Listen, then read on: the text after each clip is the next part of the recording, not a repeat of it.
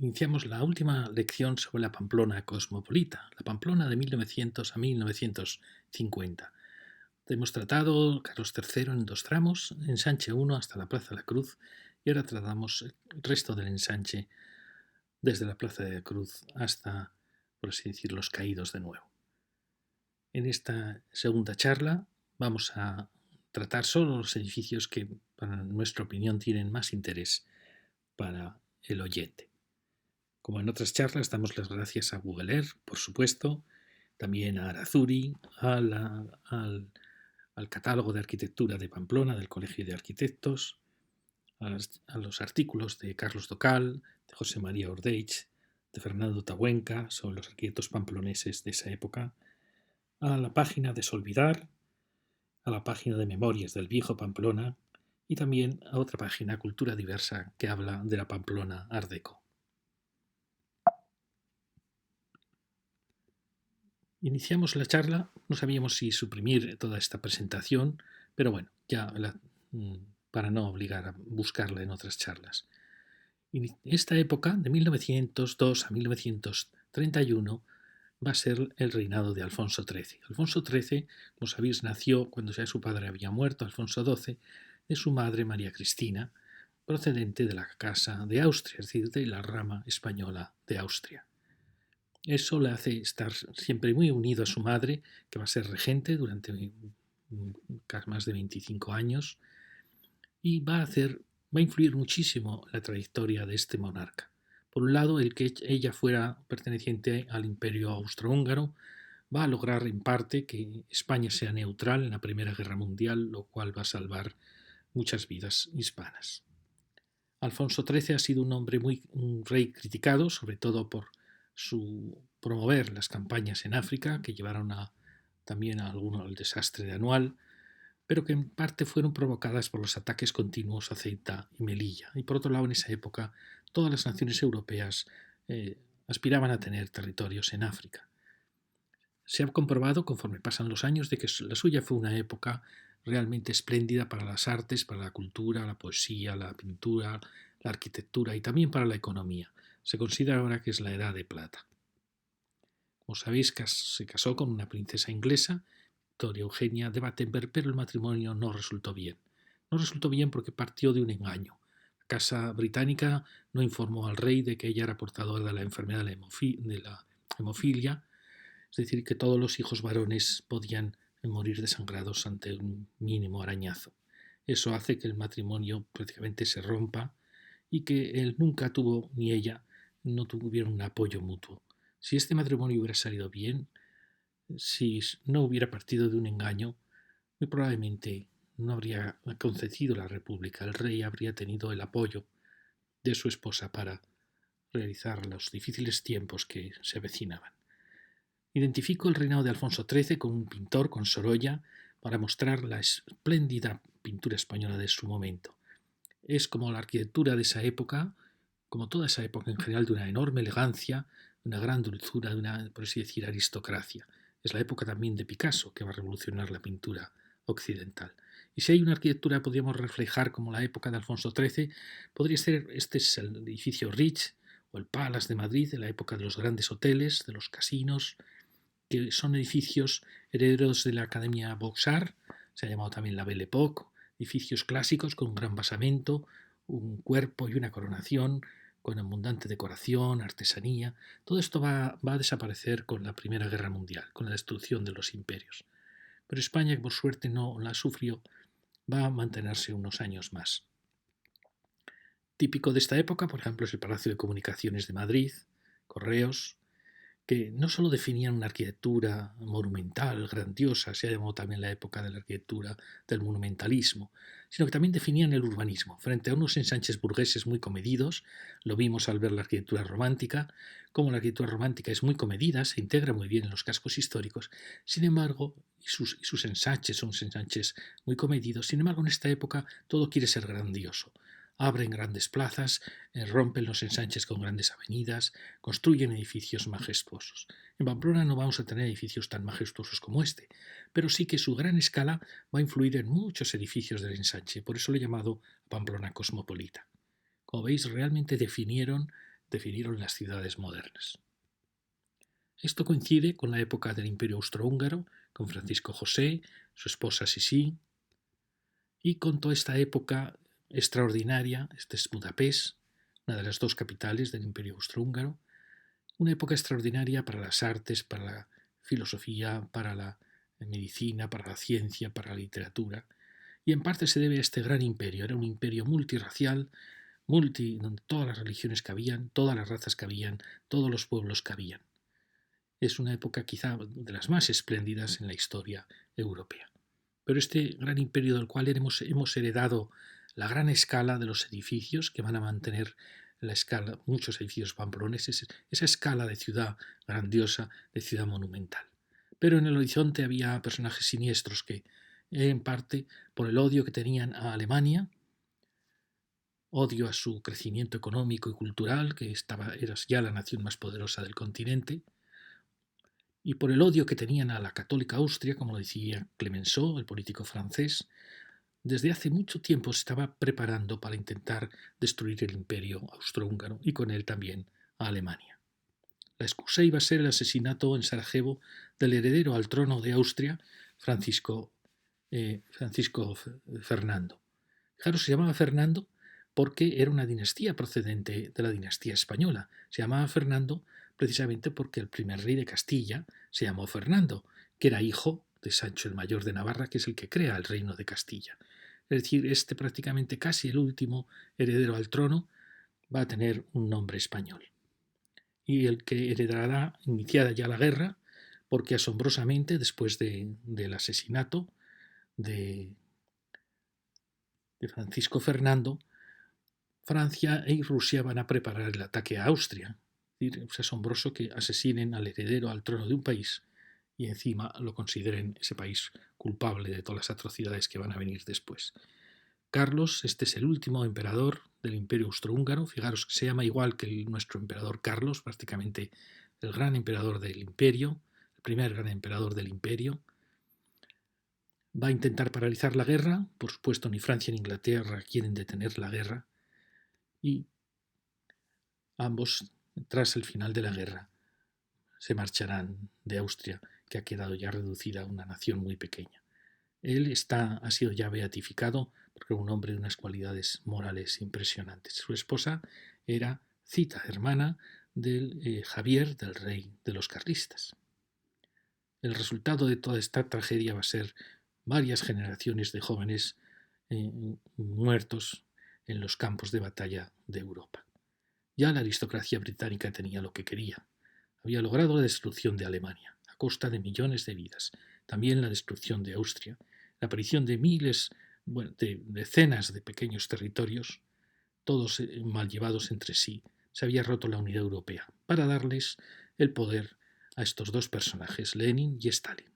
Con ellos el imperio bolchevique iba a iniciar una época de inestabilidad por toda Europa que culminará en la Segunda Guerra Mundial con la entrega a Rusia de más de la mitad de Europa.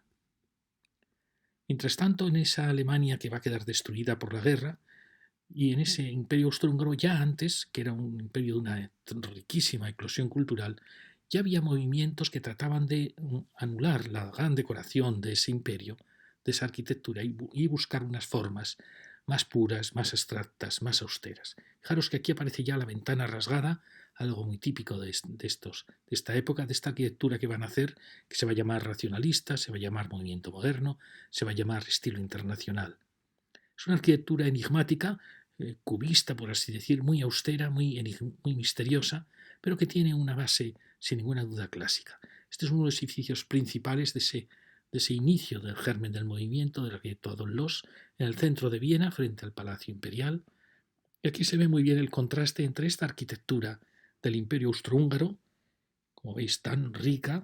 Pamplona, podríamos decir, el edificio del Crédito Navarro en la Plaza San Francisco, luego Gran Hotel, el Iruña, edificios de una majestuosidad espléndida, va a ser sustituida por una arquitectura que sigue siendo clásica. Fijaros en el gran zócalo de mármol, que sigue siendo un zócalo clásico, pero muy austero, con lo cual el material resalta más, se valora más, y sobre él va un cuerpo que ya no necesita columnas, ni necesita frisos, sino que es, por sus propias proporciones, logra la armonía, con una cornisa, eso sí, poderosa.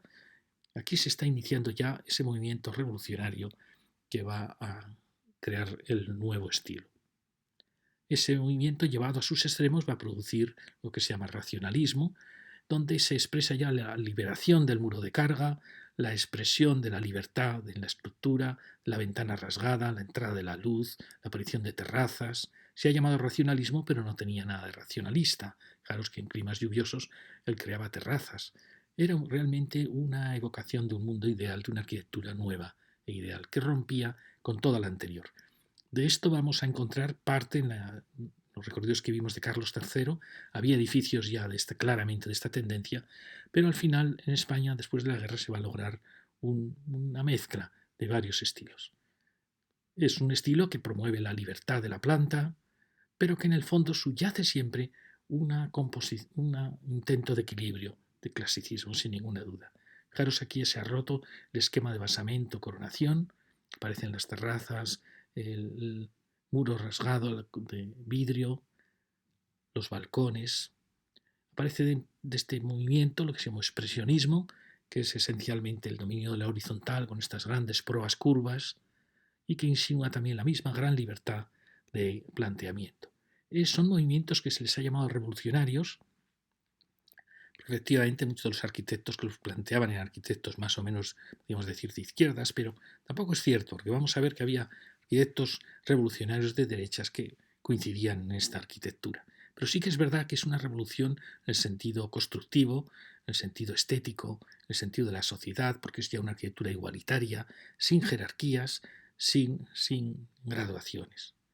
En esa Alemania destruida por la guerra van a surgir movimientos que son muy antiburgueses, movimientos anticapitalistas, nacidos del pueblo, pero con un carácter eminentemente nacionalista, es decir, es el nacionalsocialismo. Son movimientos socialistas que quieren recuperar la grandeza de Alemania. Su gran enemigo va a ser, por un lado, el capitalismo y la burguesía, y por otro lado, el comunismo. Y estos movimientos van a tener sus dudas sobre qué arquitectura elegir, porque por un lado son movimientos absolutamente modernos, revolucionarios, del pueblo, por así decir, y entendían que la arquitectura del racionalismo que estaba surgiendo coincidía plenamente con lo que ellos buscaban. Pero en esa decisión al final optan, les pesa más el intento de volver a las raíces germánicas, que ellas los asociaban siempre al mundo griego, y al final optan por una arquitectura muy moderna, pero con una raigambre clásica como es esta arquitectura del nazismo. Como veis, es una arquitectura clásica, pero muy moderna por los ritmos, por las dimensiones, es decir, es moderna y clásica a la vez. Y Alemania se va a decantar por esta arquitectura. Estuvo a punto de decantarse por la arquitectura de Mies van der Rohe, tuvieron sus dudas sobre qué arquitectura reflejaba mejor. Yo creo que realmente las dos las reflejaban muy bien este espíritu, podía haberse logrado un acuerdo con las dos arquitecturas. En cambio, en Italia, el movimiento, que es un movimiento muy parecido, un movimiento nacionalista, también es socialista, Mussolini era socialista, un movimiento que nace en parte del pueblo, que quiere recuperar la grandeza de Roma, pero en un mundo sin ninguna duda moderno. Y la arquitectura que hacen es, como veis, una arquitectura, podríamos decir, racionalista, cúbica, moderna, pero que tiene una raigambre clásica. Eso es lo que hace muy, muy valiosa esta arquitectura del fascismo. Fijaros qué edificio tan fantástico, tan equilibrado, tan enigmático, tan misterioso, que es moderno y a la vez es como un palacio renacentista. A la vez en esa arquitectura, por supuesto, se da los elementos más extremos, la arquitectura de la ventana rasgada, los vuelos de estos balcones que vimos en Carlos III, que había una casita, un bloque de viviendas que hacía este mismo gesto, la aparición de las terrazas. Este quizás sería un ejemplo extremo de esta arquitectura. Este es del mismo arquitecto de la casa, hemos visto la casa del Fastio, Sterragni. Fijaros esta arquitectura que en Pamplona vamos a ver, vimos ya varios tipos de esta arquitectura, que como veis es racionalista, es una arquitectura moderna, expresionista, con estas proas curvas, pero que tiene una especie de pozo misterioso, de pozo clásico y sereno, que es lo que va a suceder en la arquitectura italiana. Y esa arquitectura en parte va a evolucionar, como es natural, hacia el clasicismo, lo mismo que pasó en el nacionalsocialismo. Las glorias de Roma las quieren evocar con edificios de una raigambre clásica, pero que no dejan de ser modernos, por su apertura al paisaje, al espacio, y genera la mezcla de esos dos estilos genera estas maravillas. Y hay que añadir un elemento más, que es el Art Deco. El Art Deco nace en los años 20, es muy utilizado en la arquitectura norteamericana, en los rascacielos, porque el Art Deco está basado en parte en los grandes imperios de Mesopotamia, de Egipto. Es decir, es un estilo, por un lado, muy moderno, como veis, muy austero, sin apenas decoración, con un juego de maclas que era perfecto para los grandes edificios del imperio capitalista norteamericano. Y en la España, en la Hispanoamérica, ese Art Deco tiene unas características en cierta manera más elegantes, con estos grandes edificios, que son edificios, como veis, parecen las mismas proas que vimos en la elección de Carlos III, la antigua Caja de Ahorros de Navarra, hoy Hacienda, que era un bellísimo edificio Art Deco, pero el Art Deco siempre va a tener esa sensación de macizo, de denso, de densidad, que el racionalismo va a liberarse. La pintura va a expresar muy bien esta época, una época que está todo el tiempo como una premonición de la guerra que va a llegar. Las mujeres, es una época de dominio del hombre, las mujeres, como veis, se hacen de rasgos aristados, musculosas, como evocando realmente al hombre. Podríamos decir que esta es una pintura que refleja muy bien esos años que prevén la tragedia, años de luchas sociales, de luchas entre fascismos y comunismos.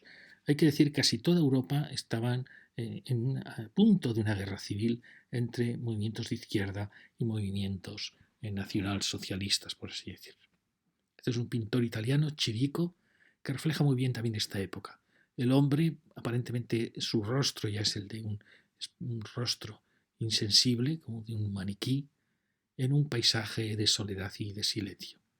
Y esa sensación de soledad, de tiempo detenido, va a influir mucho en la arquitectura española, porque efectivamente es la búsqueda de un mundo que sin duda es moderno, pero a la vez tiene una serenidad clásica. Es un tiempo donde pues el tiempo no existe.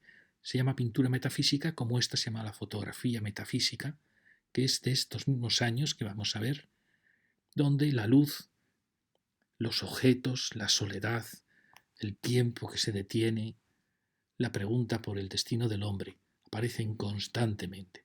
Nada que ver con el mundo brillante del Imperio Austrohúngaro o el mundo frívolo del París de la Belle Époque. Es una fotografía que refleja muy bien estos años donde los grandes movimientos de la historia se están preparando para un enfrentamiento brutal. Y los hombres se preguntan, se hacen esas preguntas eternas en la naturaleza, en la luz, en la sombra, en el destino. Fijaros que en esta fotografía, que es una fotografía de un elemento moderno como es el vidrio, con un templo clásico al fondo. O en esta fotografía que refleja muy bien estos años 30, premonición de la guerra de España, de la guerra mundial, y que refleja, es un poco la época que vamos a tratar. Dos personajes que no miran al espectador, con lo cual no tienen rostro, miran a un paisaje del mar clásico con la luz de media tarde. Es un mundo de una serenidad, que busca una serenidad, un tiempo detenido, como digo. En España, al igual que cayó el Imperio Austrohúngaro en España, la monarquía, por las crisis de los partidos estaban en una situación de corrupción total, y con el apoyo de los intelectuales como Ortega y Gasset, el apoyo incluso del Partido Socialista, toma el poder Primo de Rivera. Primo de Rivera inaugura una época espléndida de orden público, de construcciones, de regadíos, de presas, de ferrocarriles, de salvar el paro obrero creando mucha obra pública, lo mismo que habían hecho también en Estados Unidos Roosevelt, o que había hecho Hitler en Alemania, o Mussolini, es decir, y en otros países de Europa. Es decir, creación de grandes obras públicas para dar trabajo al mundo obrero. Pero él va a cometer, por el bien de España, él va a nacionalizar, por así decirlo, los petróleos, va a crear surtidores de CAMSA, él crea la CAMSA, y eso enfada muchísimo a las petroleras americanas e inglesas, que van entonces a provocar la caída de la peseta y gastando muchísimo dinero van a intentar desacreditarle a él y de paso a la monarquía. En esta época, que es de predominio del mundo español, se va a dar una arquitectura que quiere evocar las grandes arquitecturas españolas. Es la época de la Exposición Universal de Barcelona, la Exposición Hispanoamericana de Sevilla, donde hay una arquitectura que sigue siendo muy grandilocuente, muy monumental, como todo lo de la época de Alfonso XIII, pero que empieza a tener unas características de arquitectura hispana. Ya no se apoya tanto en lo francés o en lo austríaco, sino que apoya en las tradiciones de la arquitectura española. Esto lo vamos a ver en algunos de los edificios de la Pamplona de estos años. Como digo, la maquinación de las petroleras americanas e inglesas, pagando cantidades ingentes de dinero a los periodistas y a los políticos, logran al final instaurar que caiga la monarquía, instaurar la república. Alfonso XIII se marcha de España y podemos recordar de él su labor durante la Primera Guerra Mundial, cuando una lavandera de París le escribe una carta diciéndole que le han comunicado que su marido es desaparecido en combate, a ver si él podría hacer algo. Y él mueve Roma con Santiago y descubre que al final su marido está vivo en un campo de concentración alemán. Ese gesto hizo que miles de esposas, novias, mujeres, madres de combatientes de uno y otro bando de la guerra le solicitaran su ayuda. Creó un departamento con 40 personas y salvó de los campos de concentración, de penas de fusilamiento, de prisioneros, a más de 150.000 personas. ¿Qué arquitectura había en España en ese final de Alfonso XIII? Pues era una arquitectura realmente espléndida. Este es considerado el mejor edificio europeo de su tiempo. Fijaros que es una arquitectura que es ya revolucionaria, racionalista, pero tiene mucho del Art Déco, tiene mucho de esa grandiosidad de la arquitectura de la época de Alfonso XIII.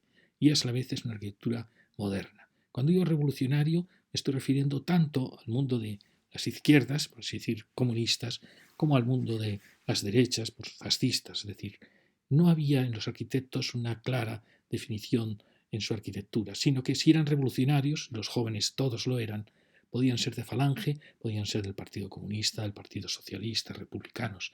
Es más, había equipos que estaban formados por arquitectos de los dos bandos y no había ningún problema. Es decir, si probablemente con otros políticos mejores, quizá Primo de Rivera hubiera sido clave, Miguel Primo de Rivera, España no habría tenido que acabar en una terrible guerra civil. Como veis, la arquitectura, este es un arquitecto falangista que hace arquitectura del racionalismo bellísima, es el Club Náutico de San Sebastián, pero podía haber expuesto una fotografía de la arquitectura de Sert, que era un arquitecto republicano. Y fijaros que, por ejemplo, esta arquitectura, que alguien diría es arquitectura fascista, es arquitectura clásica, efectivamente es arquitectura clásica, pero es una arquitectura promovida por la República. Es decir, que como veis la arquitectura lo que está reflejando es un estado de ánimo, una época. Y esta es una arquitectura que no tiene ya nada que ver con la Belle Époque ni con el Beaux-Arts, sino que es una arquitectura que busca un mundo nuevo, pero dentro de un orden, de una disciplina, de una seriedad, de una austeridad. Y va a ser la arquitectura que en parte el régimen nuevo que llegue tras la guerra va a tomar mucho de la otra arquitectura revolucionaria y va a tomar mucho de esta arquitectura. Es decir, va a hacer un mixto de los dos mundos, de este mundo clásico moderno y del mundo de la arquitectura nueva. Entonces sí que va a tener esta España un componente, esta es una de esa fotografía metafísico, como os he dicho, del sol de la tarde, de la serenidad, sí que va a tener un componente mediterráneo. Si el Beaux-Arts y la Belle Époque tuvo una influencia europea, francesa, austríaca, ahora el dominio va a ser el del mundo mediterráneo. Y aquí muestro de nuevo esa fotografía y para el que quiera poco ver el ambiente de estos años que vamos a tratar, pues qué mejor que la película Casablanca, que es precisamente de estos años en que está acabado la guerra de España y se está produciendo la Segunda Guerra Mundial. Hoy vamos a tratar en esta cuarta lección desde la Plaza de la Cruz todo este borde, este extremo ya del ensanche. Empezamos con un edificio que es un edificio fascinante, que es un edificio que es la iglesia de San Miguel con el centro que tiene al lado donde estaba el cine Micael y que está construido aproximadamente hacia 1950 por Jarnoz, el arquitecto Jarnoz, y también por Eusa. Fijaros, es una arquitectura que ya es muy moderna, como veis, pero que tiene muchos componentes de esa arquitectura clásica. Fijaros, tiene el basamento, que aún sigue siendo de piedra, con la marca de las piedras, tiene el cuerpo y tiene la coronación, pero ya es absolutamente moderna. Es un edificio que me encanta, que tiene este gran zócalo, que como veis ya no tiene pilastras, ya han desaparecido los pilastras, solo quedan ese resto aún de la piedra, pero aún tiene esas proporciones de esa arquitectura clásica que vimos en la otra lección. Fijaros, aquí está la iglesia de San Miguel, una iglesia preciosa que ella sí que ha mantenido parte de estos elementos sin ninguna duda clásicos. Y podríamos decir al ver esto que esta casa, ¿os acordáis que la vimos en la lección anterior? Que esta casa era de 1943 y esto es 1950. Fijaros qué cambio tan radical en muy poquitos años. Pero fijaros que es realmente lo mismo. Lo vamos a ver luego. ¿Veis? Ambos tienen el zócalo. Este tiene la decoración de la Belle Époque, este ya es más austero. Ambos tienen el cuerpo del edificio, donde como veis tienen estos miradores que volaban. Fijaros que este es un edificio del año 43, pero podría ser un edificio de los años 20, de Alfonso XIII. Fijaros que tiene los cuerpos que vuelan y en medio elementos más ligeros, con balcones incluso. Aquí está pasando lo mismo. El cuerpo que vuela, ya mucho más abstracto, mucho más cubista, por así decir, y los balcones que ya son mucho más modernos, dominan la horizontal. Fijaros la coronación. La coronación aquí era unas columnas, unas vigas y unas que recuerdan como viejas grandes vigas de madera. Aquí es lo mismo, pero aquí ya es solo una losa de hormigón. Fijaros qué precioso edificio que sigue siendo clásico. Como veis, es como el hijo de este edificio, pero ya con una modernidad que anuncia ya los años 60. Tenemos la iglesia de San Miguel, una preciosa iglesia, podemos decir sí que es un neo-renacimiento español, neo-herrerianismo. Fijaros, existe, esto lo vimos también en los caídos, las grandes pilastras muy austeras, los casetones, las preciosas puertas. Es una arquitectura que hace muy buenas ciudades, que respeta muy bien la ciudad. Aquí la manzana se cierra con este edificio que ahí enlaza con lo que vimos en la lección anterior, con ese impresionante edificio, absolutamente moderno. Ahora llegamos al Instituto de la Plaza La Cruz. Fijaros que el ensanche plantea un instituto, plantea también un mercado, como planteaban los ensanches burgueses. El instituto primero estaba en Pamplona, donde estaba luego la Escuela de Comercio, al lado de la catedral, y luego va a pasar a ser el instituto. Este se construye de 1938 a 1944. Es asombroso porque España está aún en guerra y ya se hace este proyecto y luego empieza la Segunda Guerra Mundial y España estaba realmente destrozada. Es asombroso cómo pudo España construir estos edificios en esa época tan difícil. Y fijaros, es un edificio que es una mezcla de edificio clásico, esencialmente es un edificio clásico, pero con muchos elementos ya modernos, como es el tamaño de los grandes huecos, la austeridad en los remates. Fijaros que es un edificio que tiene ese porche que vimos que se había utilizado en la Diputación, que se había utilizado luego en parte de la Plaza del Castillo, en actuaciones en la Plaza del Castillo, como el Casino Eslava, actuaciones de los años 30 y 40, y que se va a usar también al abrir la avenida de Carlos III. Ese pórtico volverá a aparecer en Los Caídos, es un pórtico, podríamos decir, casi del neoclasicismo navarro. Aquí tenemos el pórtico central, estas preciosas letras de bronce. Fijaros que es una arquitectura muy clásica, en este caso es absolutamente clásica, pero con unos elementos que son muy modernos. Es un clasicismo muy depurado, muy puro. El frontón ha quedado reducido a un triángulo de piedra. Los triglifos son una línea finísima. Es decir, como veis, es una arquitectura muy atractiva, porque no ha caído ni en el barroquismo de la Belle Époque, ni en un clasicismo repetitivo, sino que es un clasicismo reinterpretado.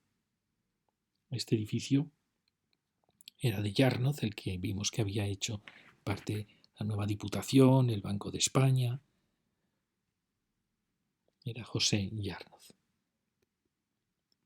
Claro, me encantan cuando se conservan las letras, en un país que estamos acostumbrados a romper rótulos, nombres de calles, estatuas.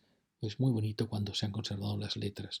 Porque fijaros que este edificio ya pues va a tener 80, pronto va a cumplir a 80 años. Como veis, siguen los elementos clásicos, pero con una composición moderna. Entonces es realmente un edificio imponente, y puede decir, bueno, no acaba de ser un edificio apasionante, pero tiene una enorme dignidad, tanto en los grandes huecos, y ha cumplido perfectamente su misión. Tenemos fotografías antiguas cuando los árboles eran aún pequeñitos. ¿Veis qué bonita la secuencia de este gran zócalo, de este gran porche añadido al volumen, al cuerpo del edificio? Con la capillita, cupulita que estaba detrás. ¿Veis? Aquí está recién acabado. La plaza ya acabada. Foto coloreada. Y al lado tenemos un edificio realmente asombroso. Este edificio, por lo que he visto, se considera que está hecho por Esparza en el año 43, por Serapio Esparza, el mismo que había diseñado el ensanche. Y hemos visto de él otro edificio también en la esquina de la Plaza de la Cruz, un edificio de ladrillo amarillo. Fijaros, este es un edificio fascinante. Sí, me parece de lo mejor que hizo realmente este arquitecto. Fijaros cómo recuerda esa casita, esa gran casa que vimos en Viena, que era el origen del movimiento moderno. Es un edificio absolutamente austero, con una gran presencia, con la proa marcada con este dintel en la proa, con unos huecos muy grandes, porque son ventanas muy grandes, muy horizontales, que quedan como a su vez unidas por una línea horizontal que las hace aún más horizontales. No renuncia a los vuelos, pero son unos vuelos que se van escalonando. Es la arquitectura que se llama también de transatlántico, porque recuerda los grandes transatlánticos de esos años 30. Y fijaros que el zócalo tiene un maravilloso zócalo de un mármol negro que le da muchísima prestancia al edificio. Es un edificio fantástico, este precioso zócalo, que supongo que sería original del edificio. Preciosa moldura del vuelo. Claro, es que recuerda mucho el edificio que vimos en Paseo Sarsate de ese arquitecto Ferranz, que era el mejor edificio del racionalismo pamplonés. Fijaros qué preciosa puerta. Me fijo mucho en las puertas porque a veces son las que nos detectan el espíritu del arquitecto, a veces más que la propia fachada, porque aquí tiene más libertad. Es una puerta maravillosa, como veis. Es una mezcla casi de art déco, de estilo moderno, de maravillosa. Sigue el gran edificio. Fijaros aquí qué pena que se ha roto la continuidad del zócalo. Esto es algo que tendría que controlar los ayuntamientos. Y tenemos otra puerta más clásica, más rotunda, pero sigue el zócalo precioso. Ahí aparece un edificio que continúa como veis es mucho más austero de formas, pero el portal también es muy sereno, muy clásico, y es un edificio, como veis, más que ha perdido, si es que es un edificio idéntico a este, pero este ha mantenido esta cornisa que unifica los huecos y este, en cambio, la ha perdido. Son dos edificios de la misma época. Este, como veis, ha perdido su portal. Eso es una secuencia de dos edificios que son casi uno, y luego el gran edificio de la proa. Aquí se ve muy bien. Esta es la proa, el edificio proa, y estos son los dos edificios. No sabemos si ese edificio de proa es del mismo arquitecto que este, que lo vimos al estudiar Carlos III, que parecía también un edificio fantástico. Como veis, edificio racionalista de estos años 30, sus grandes huecos enormes, con estos huecos tan bajos, que indica que esto es probablemente el salón, una sucesión de huecos que indica que es un espacio muy amplio, muy diáfano. El portal en el eje, un edificio fantástico. Pero fijaros, ahora al lado, este edificio tiene al lado un pequeño edificio que a mí me intriga. Va a haber en Pamplona muchos pequeños edificios así, que son edificios que tienen una composición clásica, como de un viejo palacio clásico. Fijaros, tiene unas columnas austeras, absolutamente austeras, que enmarcan el corazón del bloque. Tiene un juego de ladrillo que va envolviendo ese cuerpo clásico y un zócalo también clásico. Luego tiene este detalle de estos balcones casi barrocos. Fijaros que es una composición muy bonita que al final transforma una casa, podría ser una casa muy sencilla, la transforma en un palacio. Y siempre estos balcones corridos en la planta primera. ¿Veis? Es una composición de una enorme dignidad.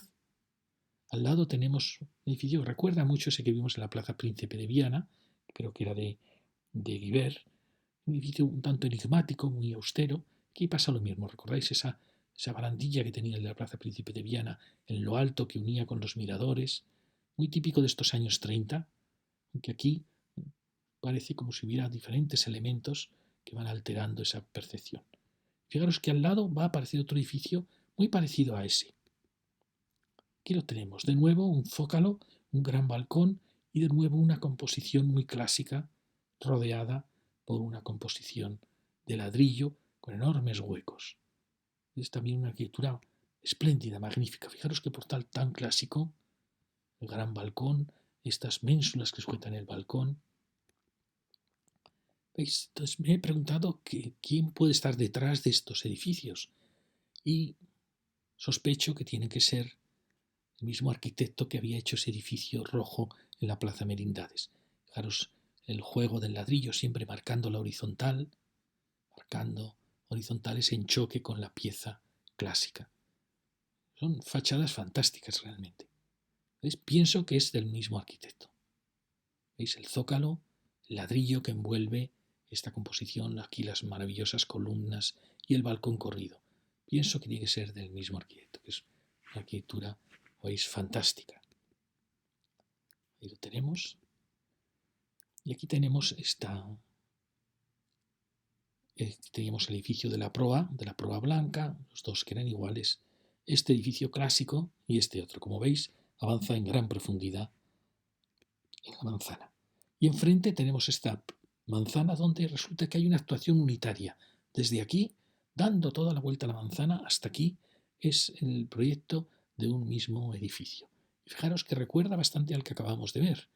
Es un edificio que tiene como un centro más clásico, una composición con este eje, es diferente, como veis, pero tiene cosas que recuerda al anterior.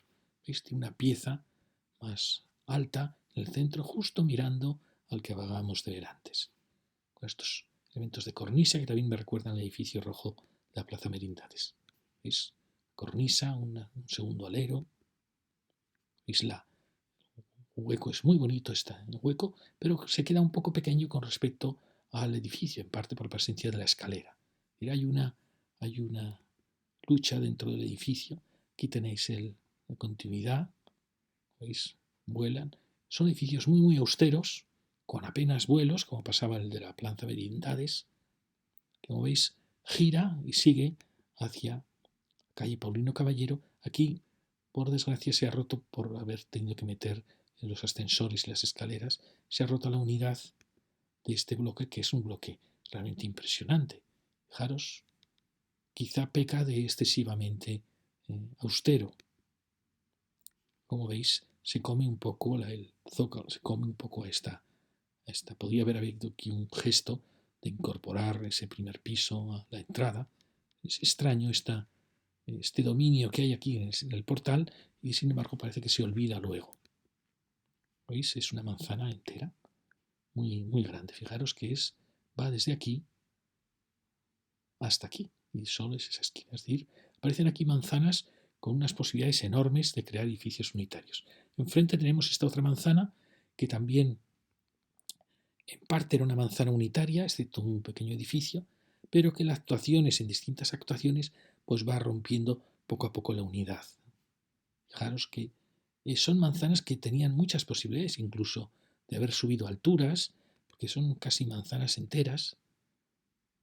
Y bueno, quizá habrá que esperar tiempo, porque son edificios que admiten, sin ninguna duda, dos alturas más, una altura más. Como veis, aquí había un tramo, un edificio distinto, y con las pequeñas reformas de cada bloque, pues se pierde la unidad de esa manzana. Y aquí la tenemos. Igual, hay dos grandes manzanas, como veis, que son bastante bajitas comparada con la altura, con la gran altura que al final se le ha permitido al ensanche. Aquí tenemos detrás ya del instituto otra casa muy digna, como veis es una casa muy austera, clásica, esta composición muy vertical con huecos no muy grandes. Seguimos por la calle Bergamín con grandes lienzos austeros. Este es el portal hacia la calle Tafalla, un portal. Mirad qué elegante esta composición, qué bonita, qué digna. Llegamos a una casa más impresionante, con un gran portal. Y fijaros que es una casa un tanto confusa porque da la impresión que no ha podido destacar la altura del torreón, que le hubiera venido bien tener menos alturas a los lados. Pero como veis es una gran casa, también con este carácter casi palaciego, que no sabemos el arquitecto, desaparece esa arquería alta. Todas estas arquerías son influencias siempre de la arquitectura de Primo de Rivera, de ese regionalismo español de las exposiciones de Sevilla, pero que sigue muchos años después. Continúa al avanzar con una pieza muy austera, quizá demasiado austera, pero como veis tiene también puede tener su grandeza. Al lado hay un edificio, fijaros, que realmente es clásico, sigue teniendo el zócalo, pero ya es un edificio casi ya de los años 60, donde como veis es una composición que sigue teniendo la coronación, pero ya la gran ventana habla de un mundo de luminosidad, de libertad. Al lado un edificio demasiado austero y otra pieza importante, pero fijaros, hay ya una cierta confusión en las alturas, no se sabe cómo rematar el edificio, que hay una arquería que hubiera sido perfecta como final del edificio. Indica que la arquitectura se está debatiendo entre estas herencias de las grandes proas del expresionismo del movimiento moderno y el clasicismo que aparece en estos regímenes, España después de la guerra, y que cuando se logran integrar muy bien produce edificios fantásticos. Aquí hay como una cierta confusión. Al lado tenemos otro edificio fantástico que aunque superaría esta época, porque es del año 51, pero realmente el proyecto era un poco anterior, realmente lo metemos aquí porque refleja muy bien esta arquitectura clásica que es moderna. Fijaros que es una arquitectura clásica pero tan estilizada que es realmente una arquitectura espléndida, una austeridad y una modernidad para un edificio tan grande.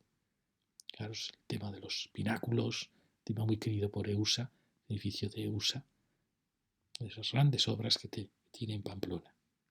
Fijaros, magnífico ladrillo, composición, estos grandes lienzos, estas piezas tan bonitas.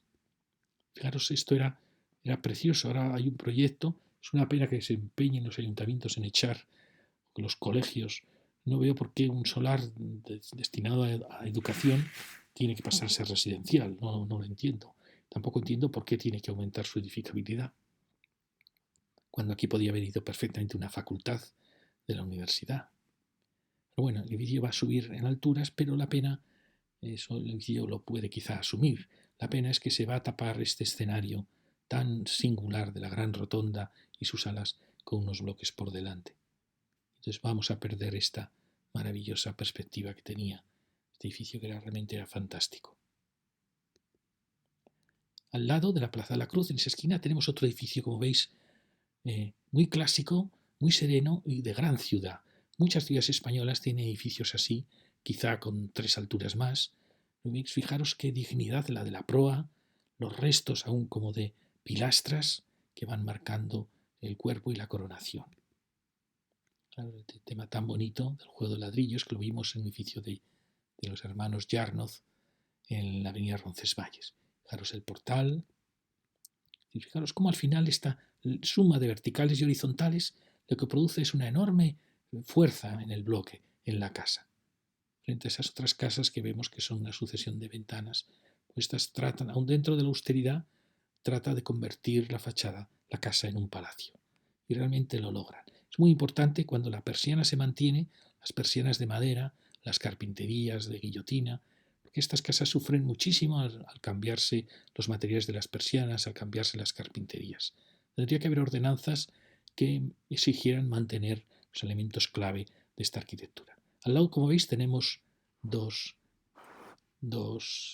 casas que son idénticas, restauradas diferente, hasta aún sin arreglar, típicas de este momento, como veis. De estos años 30, es casi un puro racionalismo, que hay mucho en Pamplona de este racionalismo muy, muy austero, con miradores cuadrados, juego de ladrillo. Fijaros qué bonito la secuencia de que la moldura quiebra y pasa del mundo del enfoscado al mundo del ladrillo y quiebra envolviendo el mirador. Aquí tenemos otra casa ya en la esquina, donde vuelve a aparecer el juego del ladrillo. Fijaros que estáis muchas casas en Pamplona con este ladrillo. Esta es más tímida, como veis. Aquí tenemos otra también que dentro de su austeridad, fijaros el precioso juego que tiene en los huecos y en los ladrillos. Es decir, que a veces... y aquí, como vemos, continúa en otra casita que tiene ese esquema de también el juego del ladrillo con el blanco del enfoscado, que recuerda mucho a esas casas que hemos visto antes, con esas proas, esos del año 40 y tantos. Enfrente tenemos unas casitas de esta época racionalista, pero que en Pamplona tienen siempre esta cierta dureza, esta cierta aristas duras, pequeñas casas. Aquí tenemos otra secuencia con otra gran casa, con grandes miradores, en la Avenida Galicia. También hay como una indecisión en la coronación, es como si se estuviera perdiendo el ritmo que antes hemos visto en las casas, cómo controlaban las coronaciones, pero aún así sigue siendo una gran casa, como veis, con estos grandes miradores, perfecto ladrillo. Enfrente tenemos esa que ya vimos en la primera lección, y de nuevo una composición muy clásica, como veis.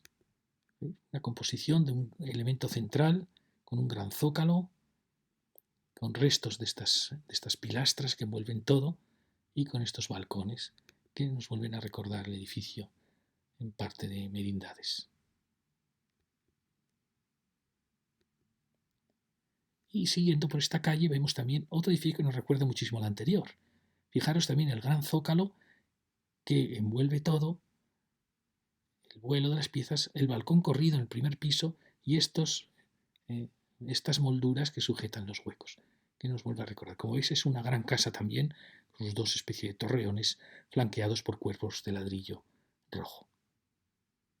Vamos con el juego del ladrillo, casas que al final crean una buena ciudad. Al lado hemos visto ya todo esto, y ahora vamos ya hacia las últimas manzanas. Fijaros este edificio de fondo de Avenida de Galicia, un edificio fantástico. Mirar la gran escala, se ve como el ensanche ha variado la ordenanza y se le ha permitido muchas más alturas, quizá excesivas. Fijaros cómo sigue jugando con el gran zócalo, el cuerpo principal y la coronación. Fijaros que este tiene estos adornos y tiene luego este balcón corrido que es una seña de identidad de esta arquitectura y que no sé bien qué arquitecto es si vamos a comparar con otros edificios. ¿Veis? Edificios con los elementos, balcones, elementos verticales. Son sin duda una arquitectura monumentalista que es herencia de esa arquitectura de los imperios, de Alfonso XIII, del Imperio Austrohúngaro, de la Belle Époque, que ha seguido a través de este clasicismo moderno, mezclada con el mundo del racionalismo, del expresionismo, estas proas curvas. Es un mix de esas dos arquitecturas. Fijaros qué bonito el dibujo del ladrillo en vertical, el cariño con el que está hecho este frente. No basta abrir un hueco, aquí hay una serie de dibujos preciosos para generar riqueza en esa fachada. Entonces, como veis, es una arquitectura muy bonita. Aquí tenemos, fijaros, el portal, qué precioso portal, y cómo en esta arquitectura empieza a haber ya una sensación de libertad que vendrá ya en los años 50 y 60. Los grandes balcones, los huecos grandes, las terrazas. Mi duda es, ¿forma parte esta arquitectura de Alzugaray y Esparza, fijaros, los años 20, en Carlos III, que tiene estos elementos que a veces asociaría uno a eso? Este es el otro edificio que decían, os habían dicho, asegurado que era de Esparza, que hemos visto en la tercera lección, vimos, donde nos parecía imposible que el mismo arquitecto hubiera hecho ese edificio blanco y este edificio. Nos parece imposible que sea el mismo arquitecto. Y aquí tenemos otro que nos va a recordar mucho, fijaros, el balcón corrido en la parte alta, que sin duda es también del mismo arquitecto. Luego tenemos este que sabemos que es de Esparza. Perdón. Este es de Arraiza, que es el arquitecto que vimos que había hecho los edificios de la zona del Cementos Portland, en la Plaza del Vínculo, y que hizo las oblatas. Fijaros que hay una serie de arquitectos que parece como si estuvieran influyendo unos en otros, porque también nos asombró que fuera de USA el edificio del antiguo Cine Avenida, que también tiene en la parte alta coronación de arcos, coronación de columnas. Fijaros qué edificios que por un lado son muy modernos, los grandes huecos, y luego tienen estos zócalos del neobarroco español. O este edificio del final de la Avenida Baja Navarra, que lo veremos después. Bien, seguíamos con tenemos este edificio muy clásico, fijaros el portal. Seguimos con otro edificio muy austero, quizás excesivamente austero, un portal muy bonito. Llegamos a la esquina. Como veis, son edificios que han perdido un poquito la escala. No saben realmente, con tanta altura que se les ha permitido, de esas coronaciones se quedan ya realmente muy pobres para el tamaño y la escala de edificios. Es decir, como si no supieran reaccionar ante una escala tan gigantesca. En cambio, este de aquí al lado lo ha resuelto mejor con el juego de la coronación. Es un edificio también que puede ser del mismo arquitecto. Cuando veamos siempre estos ladrillos con este juego del dibujo, ¿os acordáis de la Plaza La Cruz que acabamos de ver? Nos decían que era del año 43 de Esparza. Pero aquí fijaros, ya aparece un gran balcón que indica ya que nos vamos acercando a los años 50-60. Fijaros el portal aún muy clásico, estos grandes zócalos muy clásicos de esta época de los años 40. Hay tantos edificios en España con este aspecto, pero fijaros qué majestuosidad, como las cornisas que aparecen ya logran reducir la sensación de altura, logran dar cohesión a la fachada, siendo un edificio como es un edificio muy grande. El hecho de que el zócalo adquiera con este simple estriado logra reducir esto a una planta. En fin, es un edificio muy muy interesante, comparado con ese que es mucho más demasiado austero, como veis, no le ha preocupado crear estas secuencias de horizontales que también hace y que bien hacía también ese el que vimos aquí. Entonces, este edificio le dan la fecha del año 56, lo consideran el arquitecto Esparza. Puede ser un poco asombroso que un arquitecto hubiera pasado de una arquitectura tan pura, una arquitectura ya tan barroca.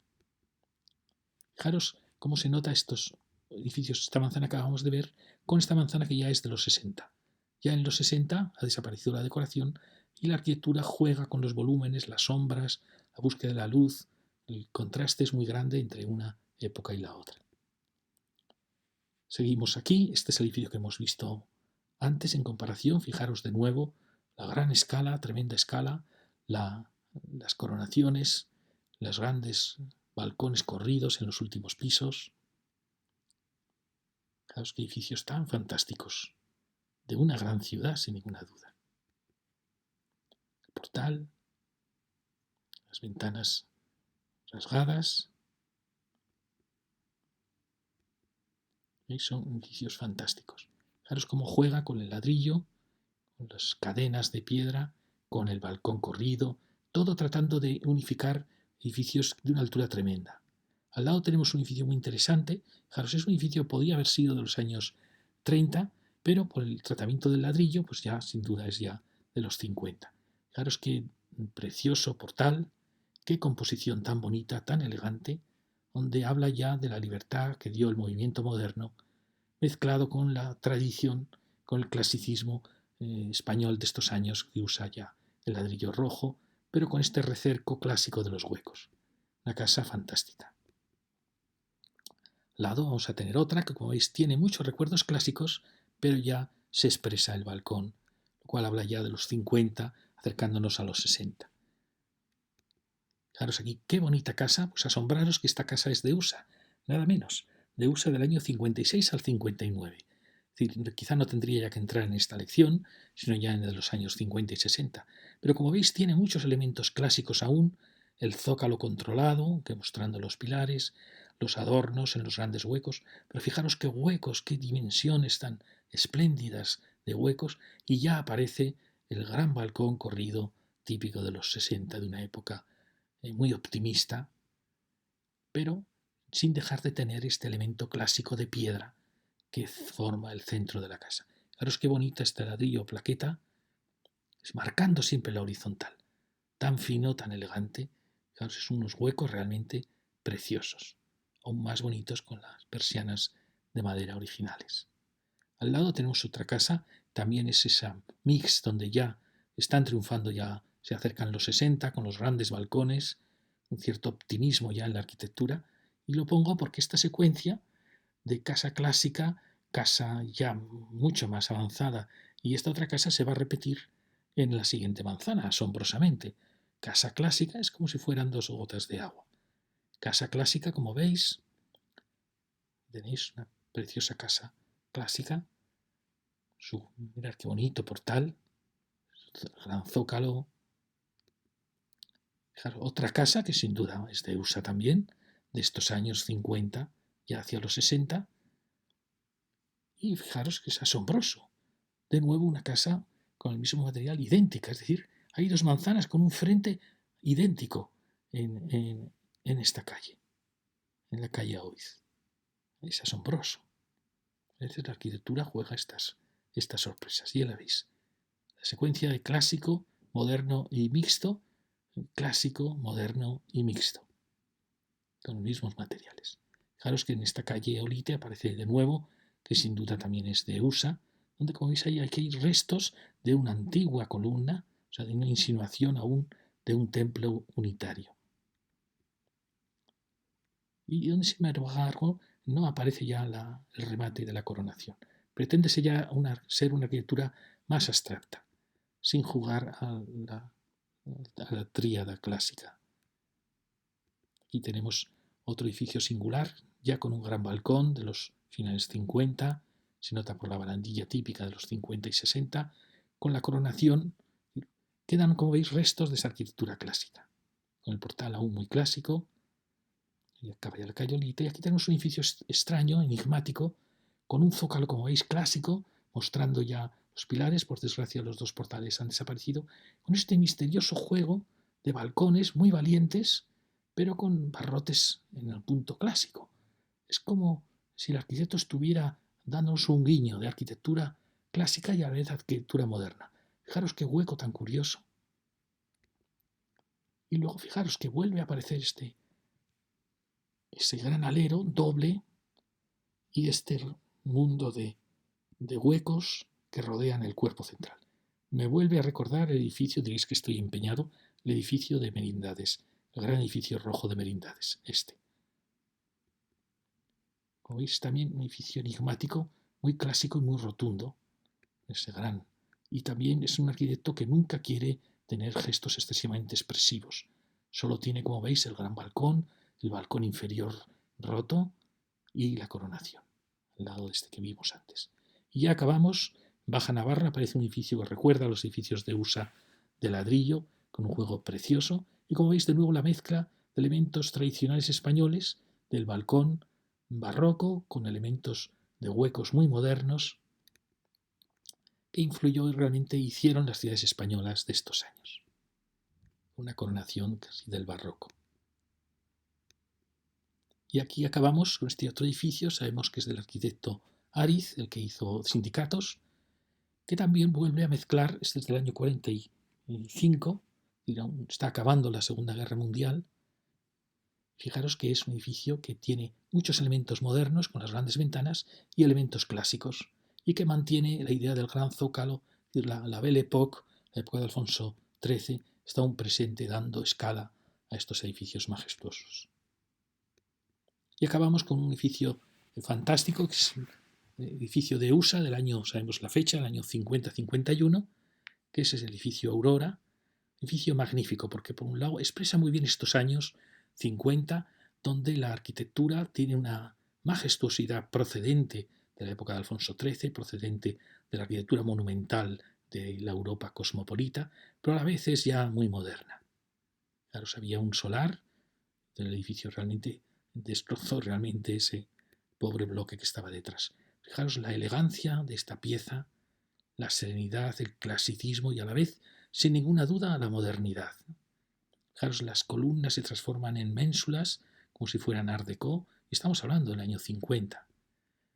Por toda en Europa hay muchos edificios de esta época que son como los epígonos de ese clasicismo tan elegante de estos años 30 y 40. y nos da pena verlo porque esto va a desaparecer. Vendrán ya en los 60 la época de las columnas vistas, de las lonjas abandonadas, donde se ha perdido la serenidad de estos zócalos. Esto va a ser ya el último ejemplo de esa arquitectura maravillosa. Fijaros cómo era imposible romper, las lonjas no podían escapar a este zócalo. Era tan digno que las lonjas se adaptaban a él.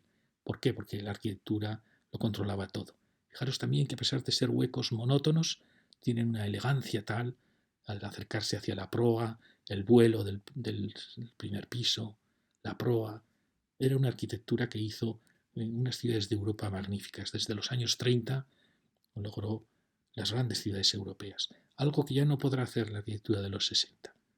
Este es el último testimonio, el último sueño de esta arquitectura, que fue una mezcla del mundo moderno y de un clasicismo a la vez moderno, que reflejaba estos grandes imperios que surgían del nacionales, del socialismo, por toda Europa, y que también se asumió en Estados Unidos, se asumió también en Inglaterra, muchos edificios de esta época. Y con él damos punto final a esta época que fue realmente espléndida en la arquitectura española y pamplonesa. Muchas gracias.